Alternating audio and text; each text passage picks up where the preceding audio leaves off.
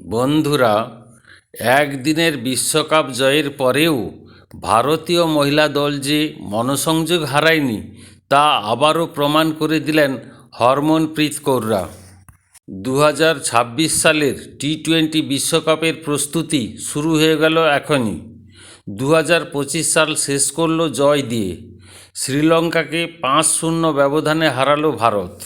এই সিরিজ শুধুই জয় নয়, এটি ছিল আত্মবিশ্বাসের প্রদর্শনী। আর তার মাঝেই এলো এক বিশ্ব রেকর্ড। মহিলাদের আন্তর্জাতিক টি-20তে সবচেয়ে বেশি উইকেট এখন ভারতের দীপ্তি শর্মার দখলে।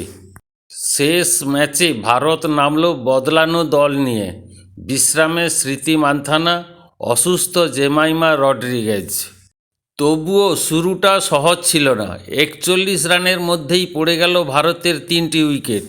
এরপর দ্রুত পতন। রিচা ঘোষ, দীপ্তি শর্মা 77 রানে 5 উইকেট। চাপে পড়ে যায় ভারত। ঠিক তখনই দায়িত্ব নিলেন অধিনায়ক হরমনপ্রীত কৌর। শান্ত, সংযত কিন্তু আক্রমণাত্মক। আমনজোত কৌরের সঙ্গে জুটি গড়ে একাই গড়লেন ইনিংস।